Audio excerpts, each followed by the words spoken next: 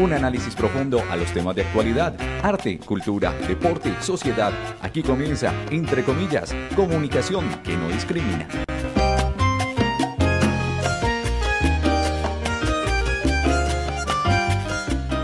Un análisis profundo a los temas de actualidad, arte, cultura, deporte, sociedad. Aquí comienza, entre comillas, comunicación que no discrimina. Hola, feliz jornada. Soy Milton Vargas Toscano, miembro de la Asociación Colombiana de Periodistas Seccional Quindío. Y esto es, entre comillas, comunicación que no discrimina. Bueno, todos los seguidores y los videoseguidores que a través de sus dispositivos móviles nos siguen programa tras programa, contenido tras contenido, ya deben estar muy pendientes en todas las plataformas. Este, entre comillas, es básico por la importancia política que tiene no solo nuestro invitado, sino sus propuestas y los giros que tiene que dar el departamento del Quindío en materia administrativa y todo lo que tiene que ver con las políticas públicas del Estado hacia la región, hacia el departamento. Los cuyabros tienen cantidad de inquietudes y hoy tengo a mi lado a Juan Carlos Lozada Vargas. Su padre también fue senador, ¿cierto? Sí, Ricaurte Lozada, si no estoy mal. Muchos años. Bueno, bienvenido entre comillas, doctor Juan Carlos Lozada Vargas, y que sea mi compañero el que arranque con esta escalerita de inquietudes porque el tiempo es oro.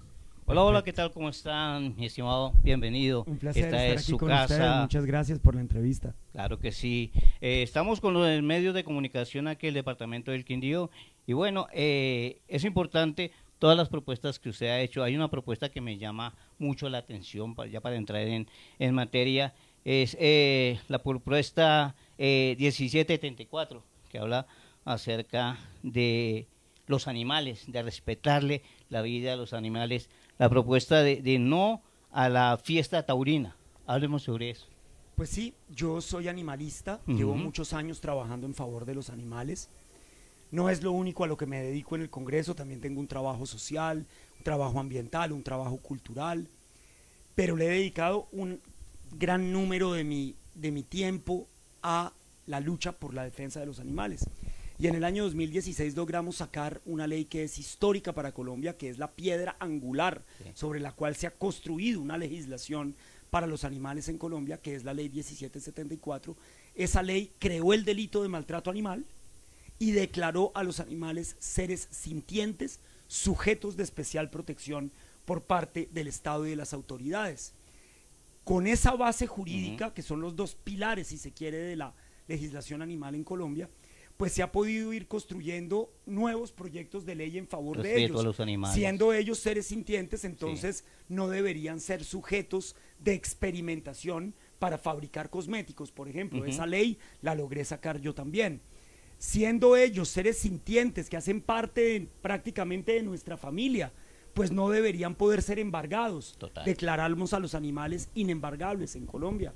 Por otra parte, si son sujetos de derechos y además hay, si se quiere, el delito de maltrato animal, pues la Fiscalía General de la Nación necesita investigar los delitos contra los animales.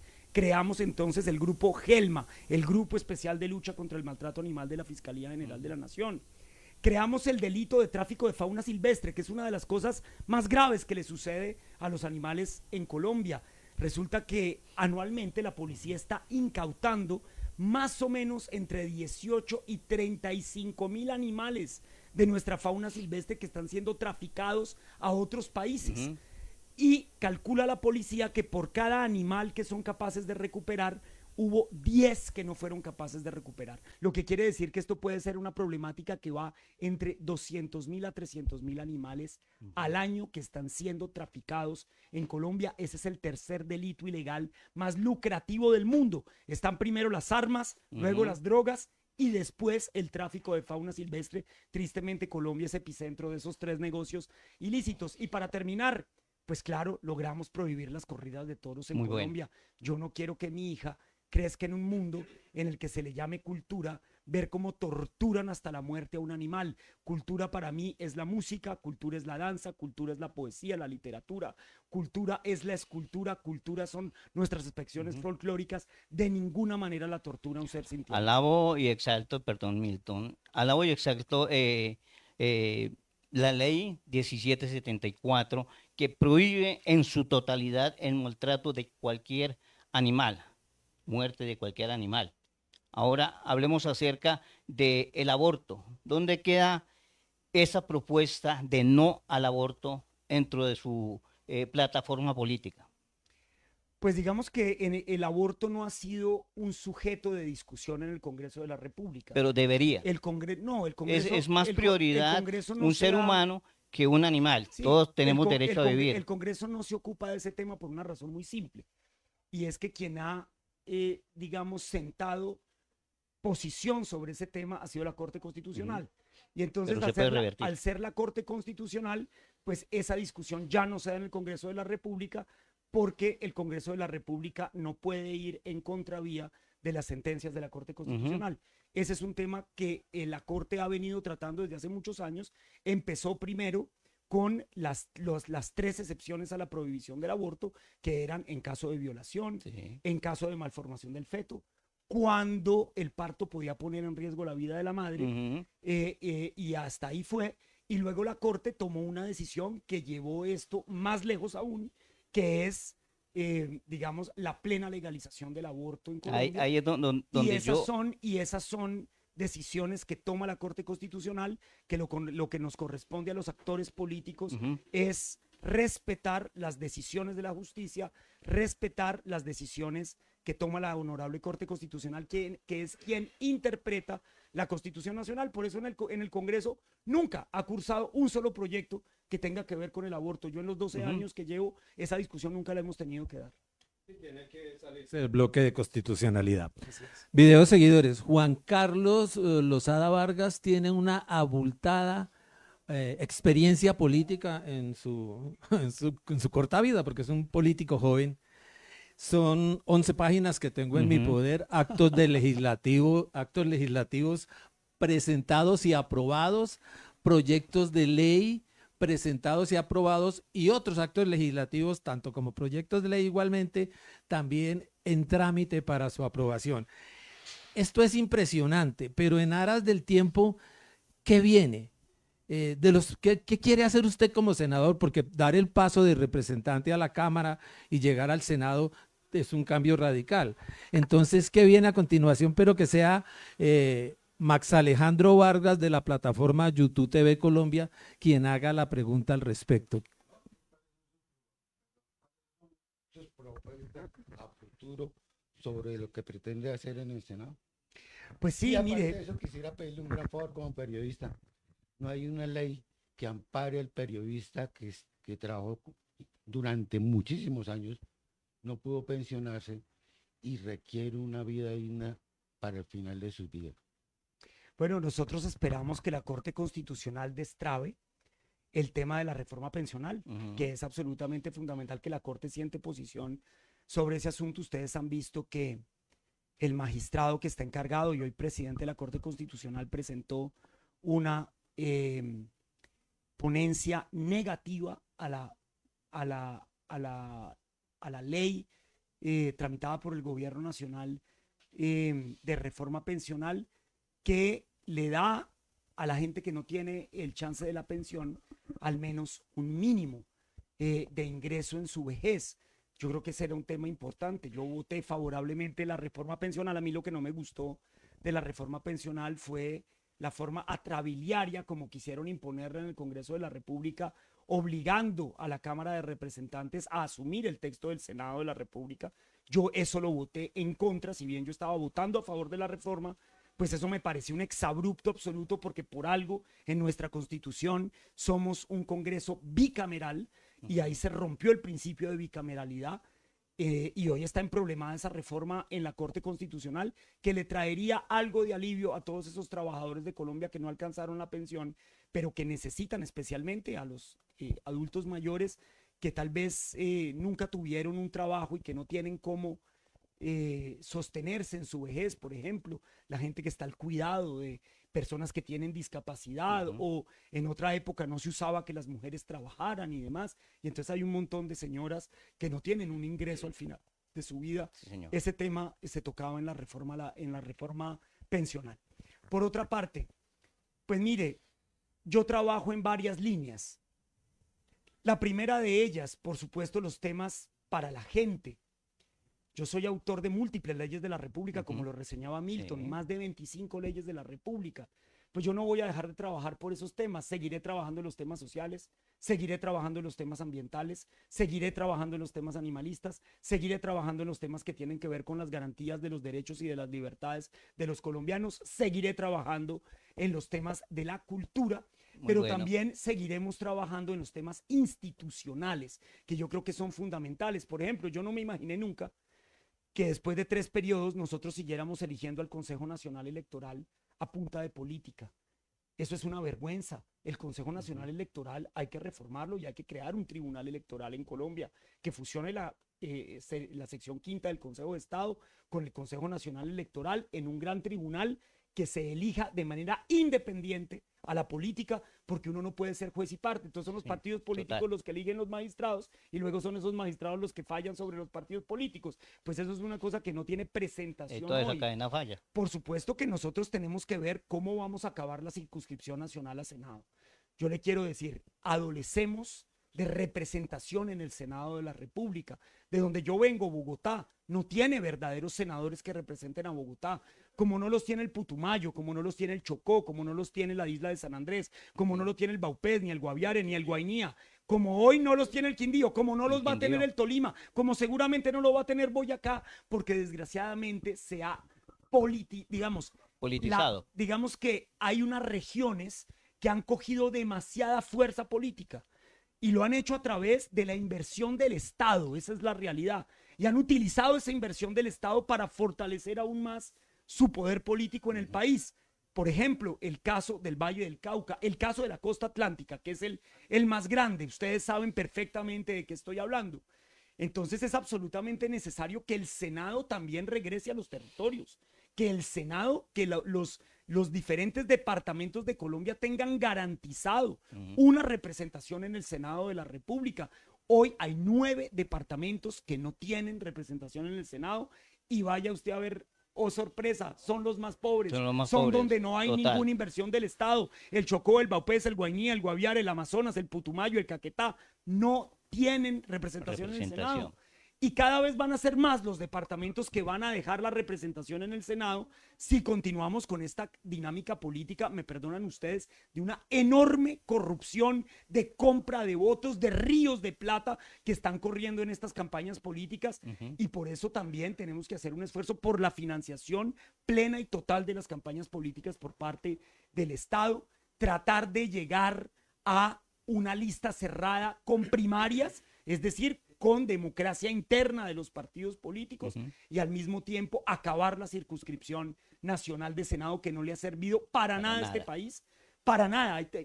Aquí hay un poco de senadores que vienen y sacan votos aquí, jamás volverán, usted puede estar seguro de eso. No será mi caso, yo soy una persona que se ha caracterizado por el pleno y permanente recorrido del país, siendo representante a la Cámara, le he dado la vuelta a este país durante estos 12 años como 15 veces, porque soy el congresista con el mayor número de audiencias públicas realizadas en Colombia durante los últimos 12 años. Es decir, que vaya, escucha a las comunidades, que se sienta con las juntas de acción comunal, que se sienta con las ONGs, que se sienta con, si se quiere, las comunidades interesadas en los proyectos que cursan en el Congreso, pero ese no es el caso de todos los congresistas. Entonces vienen, sacan los votos, se van, nunca vuelven, no tienen ninguna responsabilidad con los territorios, nadie les exige, y se llevan además todas las inversiones para los territorios de los cuales hacen parte y no a los territorios a los que fueron a sacar los votos.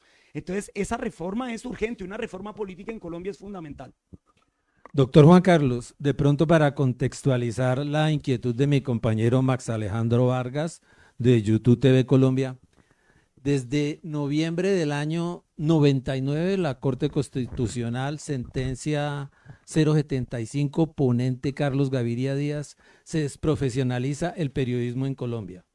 Vienen 2, 3 leyes, la última es la 1606 de 2006, donde es una ley de simples o meros propósitos declarativos. Eso no sirve de nada. Son 9 artículos que hablan de cambiar el Día del Periodista de una fecha para la otra, bobadas, pero no hay nada en materia de seguridad. Desde allá acá nos desprofesionalizaron, quedamos como arte u oficio. Las artes u oficios en Colombia son de libre ejercicio, por lo tanto estamos en la inopia, podría decir el amiguito boyacense. Terrible, terrible, terrible, terrible. Aquí le dan la gobernación 8 millones a uno y 500.000 pesos al otro. Eso es terrible y obviamente tienen que estar con la rodilla hincada. Sí, total. ¿Qué queremos nosotros? Que de pronto su compañero UTL se ponga y rebruje allá, mire todos, porque allá hay archivados 18 proyectos de ley para volver a reformar el estatuto del periodista. Entonces que nos colabore con eso, que mire en qué va, eso creo que está en la Comisión Sexta, que es la que maneja cuestiones de comunicación, pero ayúdenos con eso, porque la verdad, la Asociación Colombiana de Periodistas y las agremiaciones que hay aquí, que agrupan unos 300 periodistas, le digo que aquí con contrato, solamente los de Caracol y eso que son practicantes, y los de RCN, y los locutores de las emisoras musicales. Pues vea que yo es terrible el panorama laboral de eso que usted aquí reseña, porque yo también trabajé en los medios de comunicación durante bastante tiempo. Yo trabajé en Todelar, cuando Todelar era la tercera cadena del país. Yo hice durante muchos años las noticias de cultura de la cadena Todelar de Colombia en la época de Luis Guillermo Troya. Me levantaba a las 5 de la mañana. Ustedes saben cómo es eso. Durante 4 o 5 años hice las noticias de cultura y de temas variados en el magazine de la mañana o en el programa de la mañana de Todelar. Después de eso trabajé varios años al lado de mi buen amigo José Fernando Porras en la cadena Todelar de Colombia, en un programa que se llamaba La Voz de Bogotá, que también era un noticiero de la mañana. Ahí ya empecé a hacer comentarios políticos. De hecho, ese tal vez fue el último trabajo que tuve antes de meterme a la política. Yo trabajaba en la radio.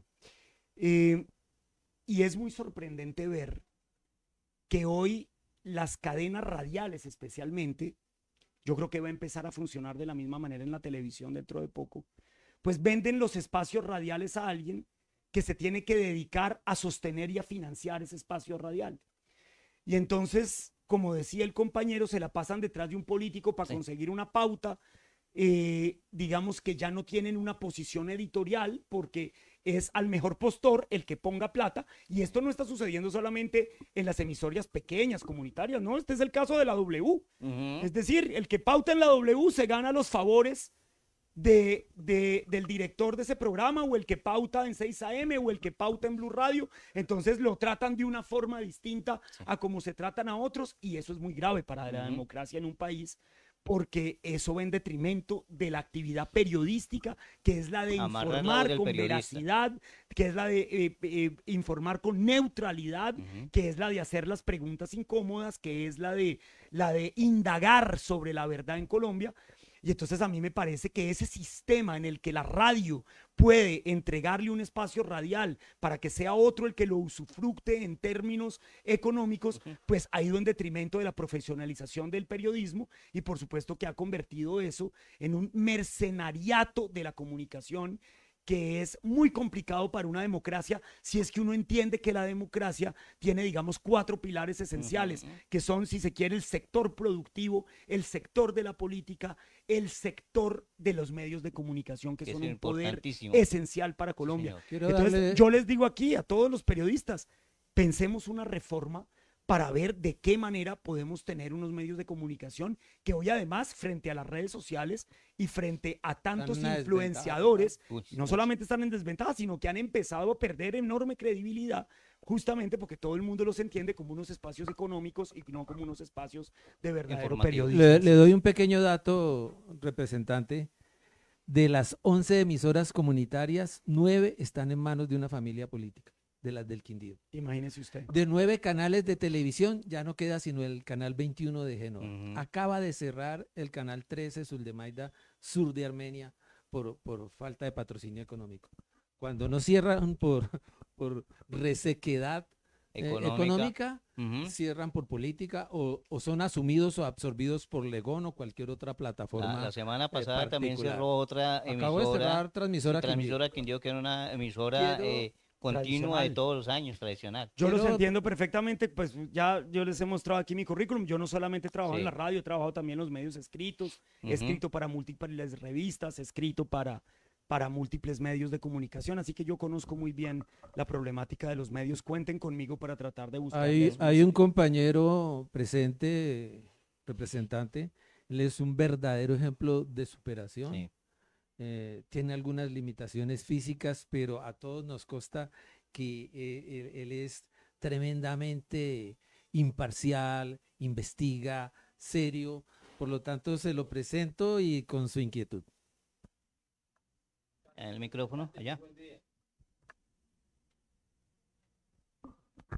Buen día, representante. Mi nombre es Alexander Cubillos Velázquez, director del periódico digital ACB Noticias. Me place mucho saludarlo. Un gusto.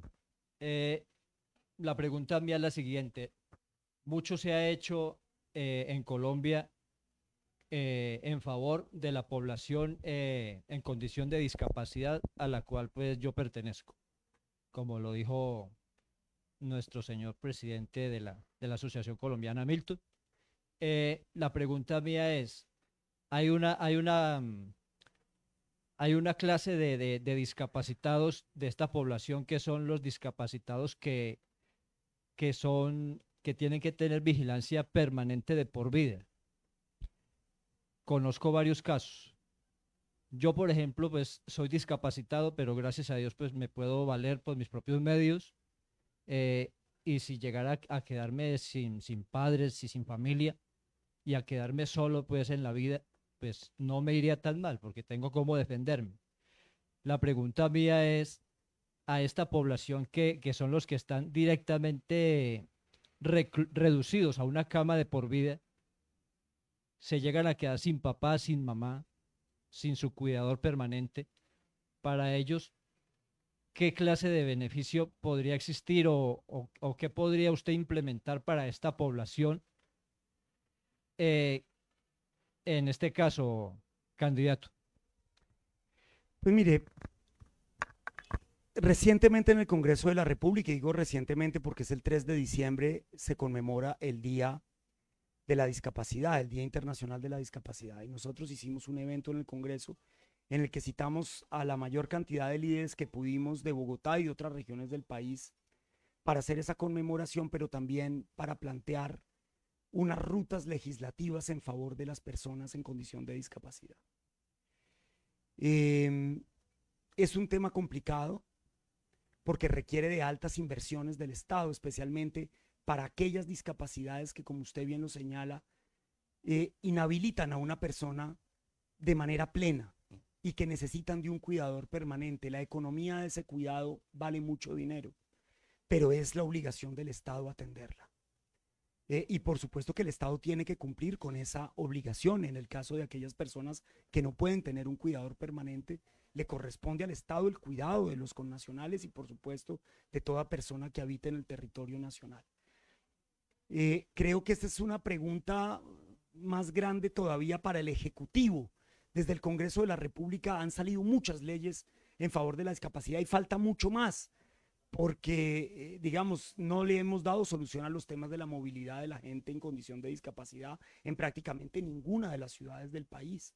Esa es una desventaja enorme para la gente. El acceso a la salud es mucho peor para la gente con discapacidad que para la gente que está en sus plenas facultades. El acceso a la educación, por ejemplo, es mucho más complicado para una persona que tiene discapacidad que para una persona que no. El Congreso de la República todavía tiene muchas formas de equilibrarle la cancha a la gente que tiene alguna condición de discapacidad. Sin embargo, en esos casos donde se trata de una erogación del Estado, creo que ahí sí tiene que haber una política pública que venga desde el Ejecutivo, por supuesto, y eso le corresponde especialmente al Ministerio de Salud. Miguel Capacho de ACP Quindío. Una más, con el tiempo, el buen día, apreciado doctor Juan Carlos Lozada. Me llama la atención en las primeras palabras que usted visita este recinto donde nos encontramos aquí en Armenia, en el Quindío, dijo usted, yo no vengo a hablar de promesas, sino de los hechos que ha realizado. En ese orden de ideas, yo sin dármelas, pero tengo mente fotográfica, gracias a Dios, recuerdo que usted nos dijo hace una media hora, ustedes saben por qué la Amazonía colombiana, por qué los recursos de nuestra nación, del Brasil, de estas cosas, los Estados Unidos están tan interesados. Y eso me llama la atención porque escuchando su honorable hoja de vida, los proyectos, porque lo hemos visto en los pasillos del Congreso, ahora que nos habla sobre las leyes para nuestra Policía Nacional, de la Mesada 14 y todo lo que usted nos viene hablando, eso es de admirar, apreciado senador. Y cuando usted nos decía que no es promesa ni andar por los pasillos como el uno que el otro, admira uno estos proyectos porque es por y para la nación. La pregunta concreta, sabemos que tenemos una comisión segunda en el Senado de la República de la Defensa Nacional de la Nación. Cuando usted nos dice que los animales y toda la preservación es importantísimo, pero yo diría, nuestra nación, usted como representante o ahora la aspiración que tiene nuevo el honorable Congreso de la República, si Dios le da la oportunidad, qué bueno ver la situación no solamente del pulmón de la Amazonía, donde yo estaba en Leticia, en Tabachinga, en la frontera con Brasil, sino apreciado, doctor Lozada, de que haya una defensa, porque en cualquier momento lo que usted nombró por su boca y por su lengua puede pasar que los señores de los Estados Unidos pueden venir, es una invasión también de eso y los recursos. Lo estamos viendo en países cercanos. Y yo llamo la atención, es que ustedes, Dios los ha puesto en el Congreso, vemos el canal del Congreso, vemos las noticias en diferentes medios, pero ustedes están manejando una situación, qué bueno, de decir la defensa de Colombia en este momento, doctor Lozada, ¿qué se puede hacer para tener una situación? Me llamaba la atención esta semana que hablaba con unos colegas de RT, y decían, por ejemplo, el expresidente Dmitry Medvedev de la Unión Soviética de Rusia decía, todo país debe estar armado con sus misiles nucleares para que lo respeten, el ejemplo de Corea del Norte. Hoy ustedes están allá y personas como usted del talante, que tienen estos proyectos por la nación, que son admirados desde Leticia hasta La Guajira, desde la Piedra, el Cocó y el Orinoco hasta la frontera con Panamá, hay que decirles que son los que están trabajando realmente. ¿Qué podemos hacer para la defensa de Colombia? Me dirá alguien. No, pues allá en la Comisión Segunda tenemos una Comisión de Defensa. No, usted que en ese momento está colocando esos proyectos al aire tan esenciales, tan eficaces y que está no solamente por pasar 12 años, sino que está haciendo por esta nación. Me encantaría que nos colaborara a todos los colombianos para la defensa de Colombia en caso de una situación que ojalá no nos pase. Pues mire, lo primero que hay que decir es que hoy estamos en una situación de precariedad global con respecto a los Estados Unidos.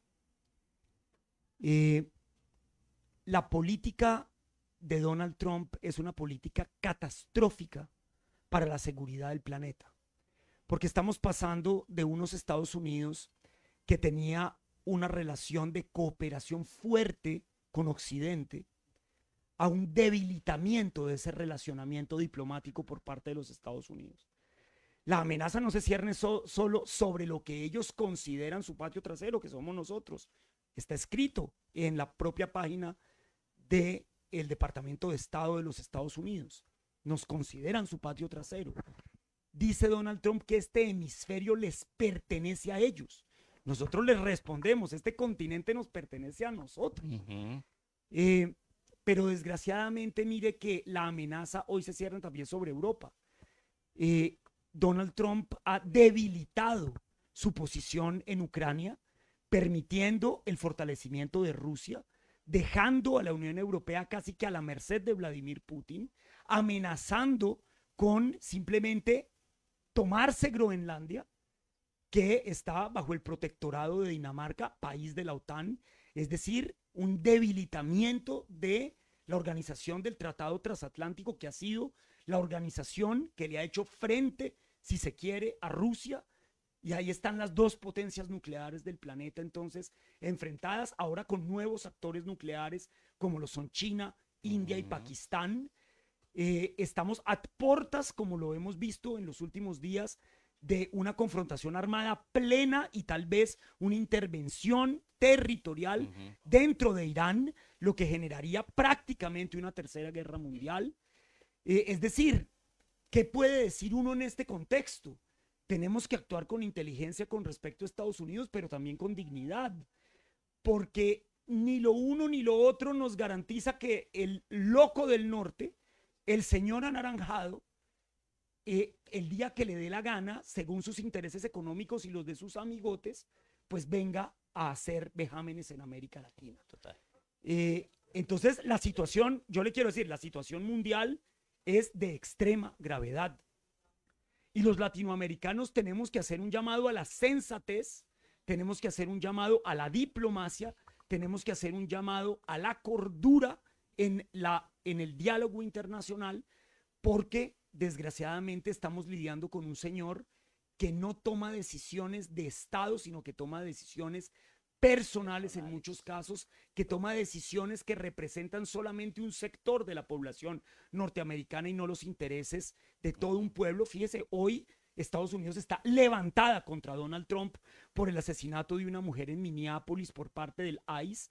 Es que Donald Trump ha creado una policía política que se ha dedicado a perseguir con perfilamientos racistas a migrantes por todo el país, pero que hoy asesinan a una mujer blanca, asesinan a una mujer americana, y eso tiene energúmeno ya a todo un sector de los Estados Unidos. Luego, usted toca un tema que hoy es central, que no se sabe muy bien cuál va a ser su solución, ni cuál es la perspectiva, si se quiere.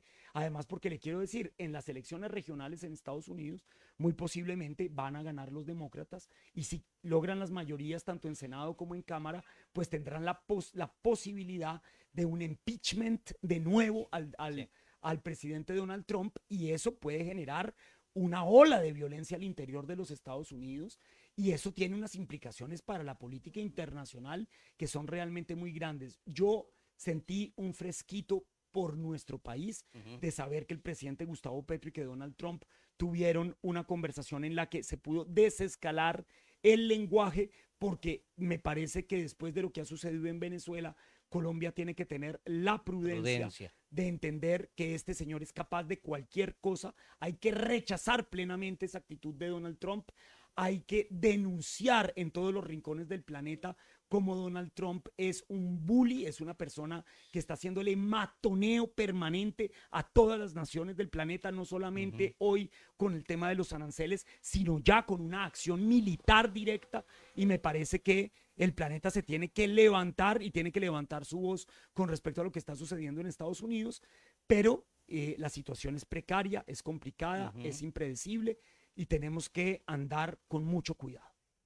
Doctor Juan Carlos, los videoseguidores de esta plataforma en Quindío, Eje Cafetero Colombia, ya lo están observando, lo están escuchando, y obviamente reconocen en usted un perfil, un liderazgo claro, y por qué no, porque de esto se tratan estas entrevistas también, en ser el candidato ideal. Hablando de votos, ¿cuántos votos requiere para ser senador? Bueno, yo saqué 44,000 votos la última vez que me lancé en Bogotá. César Gaviria me quitó la cabeza de lista, que era mía, me la quitó, así que saqué 44,000 votos, que es la quinta votación individual de Bogotá, y que además, pues por supuesto es una votación enorme para la capital de la República. Y eso es lo que nos ha envalentonado, si se quiere, para salir a hacer esta campaña nacional y conseguir los votos para el Senado. Sabemos que tenemos que sacar una votación importantísima. Hemos hecho un trabajo territorial que yo creo que es fundamental para lograr ese objetivo. Tenemos apoyos en casi 30 departamentos de Colombia, prácticamente todos los departamentos del país. Tenemos un equipo coordinador, tenemos equipo político, pero también pues nos asiste una gran imagen y un voto de opinión y unas redes sociales poderosas para comunicar nuestras iniciativas, así que nosotros esperamos ser una de las mayores votaciones del Partido Liberal, a pesar de mi enfrentamiento con César Gaviria, a pesar de ser tal vez la última voz crítica dentro del Partido Liberal. Una cosa impresentable que llevemos 20 años de gavirismo, viendo cómo el presidente Gaviria marchita de manera sistemática al Partido Liberal, que lo ha convertido en una simple famiempresa, que es una cosa absolutamente inaceptable, y nosotros somos la única voz que se le enfrenta al gavirismo. Esperemos que todos esos viejos cachiporros liberales que están debajo de las piedras en todos los departamentos de Colombia sepan que hay un liberal que está alzando la voz por las verdaderas banderas del Partido Liberal, y que se le está enfrentando al marchitador del Partido Liberal que ha sido César Gaviria. Para que todo ese pueblo liberal derrotemos a César Gaviria en las urnas, haciéndome senador de la República, arrancando una campaña por la presidencia del Partido Liberal, arrancando una campaña para que pronto haya una convención nacional liberal en la que podamos terminar la oscura noche del gavirismo del Partido Liberal. Rafael Tibavisco, Más Radio. Además, radio, dentro de todos los proyectos que usted propone, llegando, Dios quiera, a buen culmino de llegar allá, sí, ¿cuál sería lo primero, qué sería lo primero que haría? Pues vea, a todo congresista le quedan unos pendientes en la legislatura. Sí. Entonces, pudiendo yo llegar, terminaría esos pendientes, que creo que en este caso son 3 leyes de la República que van a quedar en tercer debate y que tendríamos que sacar adelante. La ley de trazabilidad ganadera, que es absolutamente fundamental para frenar la deforestación de la Amazonía, pero al mismo tiempo también para permitirle a los ganaderos de Colombia cumplir con las leyes internacionales de trazabilidad en términos de la exportación de ganado. Por otra parte, terminar de sacar adelante la ley de la música, si es que no lo logramos antes de junio. Yo creo que esa es una ley fundamental para los músicos de Colombia, para que puedan vivir de su arte. Fíjese que ya también hace curso nuestra ley de la palma de cera, una ley importantísima para el eje cafetero, la sostenibilidad de las 9 especies de palma de cera con las que cuenta nuestro país, que no es otra cosa que la defensa del bosque alto andino, que es fundamental para un departamento como el Quindío, porque de ahí proviene el agua que se toma toda esta cordillera y que es absolutamente fundamental para la sostenibilidad, la supervivencia, tanto de la agricultura como de la especie humana en este sector de Colombia. Entonces esas 3 leyes creo que serían muy importantes terminar de sacarlas adelante. Hablando de la protección del ser humano y todo lo que usted plantea, el departamento del Quindío está en una racha muy decadente de salud mental. ¿Qué plantearía eso exactamente aquí para el departamento del Quindío? Mire, las enfermedades de salud mental son sin ninguna duda las más graves que afronta la humanidad hoy. Sí. Tasas de suicidio que son impresionantes. Y le quiero decir una cosa. Tenemos que tener una política de salud mental mucho más profunda de la que tenemos hoy. Estamos nadando. Yo le quiero contar que yo soy profesor de meditación, entonces yo recibo en mis clases de meditación todos los días gente que viene con problemas de salud mental. Los profesores de meditación no somos psicólogos, no somos psiquiatras, la gente tiene que ir a ver a los profesionales, pero hay muchas técnicas que le sirven a la gente como complemento a esos programas de salud mental. Hay que aplicarlos en todas partes del país. Tenemos que fortalecer nuestra política deportiva, tenemos que fortalecer nuestra política de bienestar y tenemos que hacerle frente a los consumos no deseados. Y antes que hablar de los consumos de sustancias psicoactivas, la realidad es que tenemos que hacerle frente al consumo de alcohol en Colombia. Las estadísticas, por ejemplo, de suicidios en Colombia demuestran altísimas tasas de consumo de alcohol. Muchísimo más que otras sustancias psicoactivas. Por ejemplo, en el caso de los suicidios en Colombia, solo el 4% de quienes han cometido suicidio han consumido marihuana. 80% de ellos consumen alcohol. El alcohol es un problema grandísimo para nuestra sociedad. Y si bien no vamos a prohibir, como no deberíamos prohibir las sustancias, lo que sí deberíamos es tener unas políticas claras de, si se quiere, reducción de esos consumos. Usted puede calcar el mapa de violencia intrafamiliar con el consumo de alcohol en Colombia. Yo sé que esto le es incómodo a Diallo, yo sé que esto le es incómodo a Bavaria, yo sé que esto le es incómodo a los que se lucran del negocio del alcohol en Colombia, pero solo reduciendo el consumo de alcohol en Colombia vamos a ser capaces de tener una verdadera política de salud mental mucho más efectiva. Esa es la verdad. Así sea difícil de decir, yo no conozco muchos políticos que la digan. La verdad es que el consumo de alcohol en Colombia es uno de los peores problemas de salud mental que afronta nuestro país. Sí, señor. Finalmente, doctor Juan Carlos Lozada Vargas, movilidad eléctrica es una realidad. Ya le damos paso a Paula, entonces, pero antes de Paula, movilidad eléctrica urbana, incluso de carga y rural. ¿Qué piensa al respecto? Porque hay algo en donde el gobierno a través del legislativo podría incidir, y es que las bicicletas asistidas y las moticos eléctricas son muy costosas para cualquier colombiano que gane el mínimo. Por lo tanto, no sé, subvencionar eso Eso es indetenible. Ujú. Eso no hay forma de frenar esa realidad. Sí, pero ¿qué no, piensa usted al respecto? pero tampoco es sostenible ambientalmente. Es decir, cambiar un carro de combustión por un carro eléctrico, si todos hiciéramos eso, este planeta se acaba en 2 generaciones. No, eso es absolutamente insostenible. Donde hay que poner el acento en términos de la movilidad sostenible es en el transporte público. Ahí es donde nosotros tenemos que construir ciudades que de alguna manera acaben con el vehículo particular. El vehículo particular es el cigarrillo social. Es absolutamente insostenible mantener economías a partir de vehículos particulares, transporte a partir de vehículos particulares. Si seguimos creciendo la flota de carros particulares en el país, pues eso básicamente va a terminar en una debacle ambiental de proporciones catedralicias.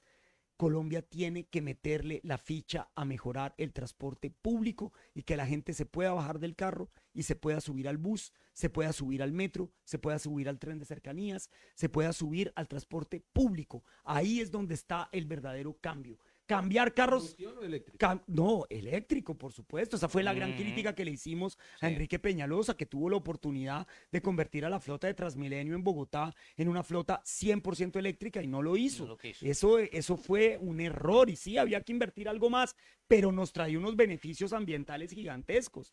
Entonces, cambiar carros por carros eléctricos realmente no va a ser ninguna solución planetaria. Lo que sí nos va a cambiar es bajarnos del carro particular, sea cual sea, y subirnos en una flota eléctrica y sostenible de transporte público. Pablo Paula. Lozano.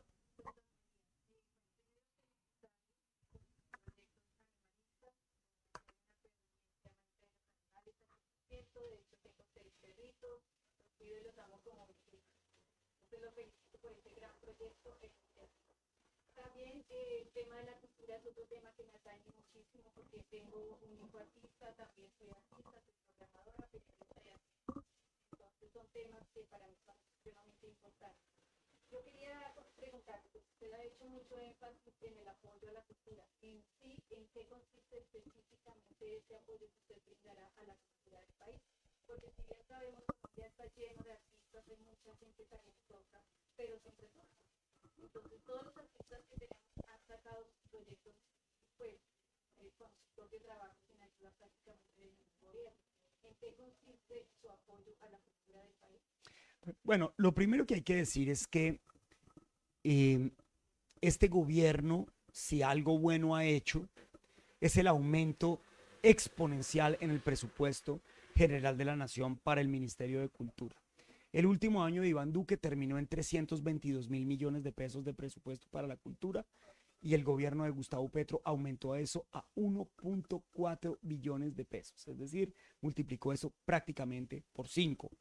Eso ya es un avance gigantesco en la historia del Ministerio de Cultura, que tiene que dejar de ser visto como la cenicienta de los ministerios. Es que un día del Ministerio de Defensa era igual a un año del Ministerio de Cultura. Eso es absolutamente inaceptable. Y por supuesto que crecer ese presupuesto era ya una cosa muy importante. Ahora se viene, por supuesto, la discusión de la Ley General de Cultura que ha planteado el Ministerio. Yo creo que esa es una ley importante que moderniza el sector cultural en Colombia, pero que lo hace para la cultura de la base de Colombia. No el cuento que traía Iván Duque de la economía naranja, que era, digamos, una visión capitalista, excesivamente mercantilista de la cultura, y más bien ahora una visión más de los reconocimientos y del impulso de las economías culturales, digamos, propias, comunitarias, folclóricas, patrimoniales. Yo creo que ahí hay una visión que es mucho más correcta de la cultura en nuestro país. Digamos, la parte más mercantil de la cultura en Colombia va muy bien. 6 de los 10 artistas más sonados el año antepasado eran colombianos en Spotify. Ahí están Blessd, ahí estaba ahora BL, ahí está Karol G, ahí está Maluma y el señor J Balvin, ahí está Juanes, ahí está Shakira. Es decir, hoy Colombia tiene un espectro gigantesco en las industrias musicales de nuestro planeta. ¿Dónde están los gaiteros de San Jacinto? ¿Dónde quedaron los compositores de vallenato? ¿Dónde están, si se quiere, los currulaos? ¿Dónde está la música del Pacífico colombiana? ¿Dónde están las músicas tradicionales indígenas? ¿Dónde quedan las músicas tradicionales de las cordilleras? El tiple, la guitarra, bandola, las guabinas, los bambucos, los pasillos. ¿Dónde está esa cultura que hay que rescatar? Ahí es donde el Estado tiene que equilibrarle la cancha a esas músicas tradicionales. Las músicas más comerciales han andado por su cuenta. No quiere decir que no necesiten ayuda, necesitan ayuda, y son música colombiana. Eso de que el rock no es música colombiana, no. Aquí hay músicos colombianos que hacen rock y hacen reggae y que están haciendo músicas urbanas, y esas músicas también tienen que ser apoyadas, pero tenemos que poner un énfasis en la música cultural colombiana, en la música de base colombiana. Ahí es donde yo he trabajado. Yo he trabajado sobre todo por el sector cultural, también por el sector del teatro. Yo trabajé 10 años al lado de la gestora cultural más importante que ha tenido este país, que increíblemente, como nos sucede siempre, no es colombiana, es argentina, la gran Fanny Mickey. Yo trabajé 10 años en el Festival Iberoamericano de Teatro de Bogotá, y por eso conozco, y ya le dije, además fui periodista cultural. Lo que quiere decir que yo he estado inmerso en el mundo de la cultura. Hoy soy el copresidente con el doctor Carvalho, somos los dos presidentes de la Comisión Accidental por la Cultura del Congreso de la República. La ley de la música, ¿qué hace? Lo mismo que hizo la ley del cine, crear un fondo al que pueden recurrir los músicos para financiar sus proyectos. ¿Cuáles son las fuentes de financiación de eso? Pues ahí está el impuesto a las plataformas digitales, que todas comercializan música. La reforma tributaria le clavó 3 puntos a esas plataformas. Uno de esos puntos debería ir al fondo de la música, de la misma manera como debería hacerlo un porcentaje de la ley del espectáculo público, ya que el 80% del recaudo de los parafiscales de la ley del espectáculo público proviene de la venta boletería de la música, y entonces un porcentaje, así sea pequeño, de eso debería ir ahí, y si no, entonces una obligación para las salas concertadas de incrementar el porcentaje de música que programan, y de esa manera a incrementar, si se quiere, también la circulación musical propia de nuestro país. La obligatoriedad de que los grupos locales toquen en las fiestas populares tiene que ser una cosa que sea obligatoria, por supuesto, para que los alcaldes, cuando traigan a Jorge Celedón, pero también le den la oportunidad al músico local de presentarse en la misma tarima de Jorge Celedón, y que haya unas cuotas también de difusión de la música colombiana en las emisoras musicales del país, y así sucesivamente. Son medidas que le van a traer gran beneficio a los músicos de Colombia. Entonces esa es una propuesta importantísima. La otra, tenemos que empezar a regular también los temas de los pintores. Las obras de un pintor se pueden quintuplicar rápidamente de valor, y los artistas nunca ven esa plata. Usted me vende a mí una obra en 1 millón, ¿cierto? Usted se ganó el millón. Yo la vendo en 10 años, usted se volvió una artista muy famosa, y yo vendo esa obra en $10.000, y usted nunca va a ver un solo peso de su obra, ¿no? Un porcentaje de la reventa de las obras para los artistas es absolutamente fundamental en Colombia. Cuando mueren. Doctor Juan Carlos Lozada Vargas, una entrevista muy cálida. No, yo les agradezco a ustedes, extraordinarios. Le agradecemos, mis compañeros de los diferentes medios. Usted más que nadie sabe que en radio el tiempo es tirano. Así es. Entonces, 1000 gracias por haber estado en Proyectar. No, para mí ha sido un gusto. Ustedes son un combo extraordinario de periodistas. Los felicito. En sus próximos y en su futuro político. Muchísimas gracias. Esto fue todo. Entre comillas, comunicación que no discrimina. Un análisis profundo a los temas de actualidad, arte, cultura, deporte, sociedad. Aquí comienza, entre comillas, comunicación que no discrimina.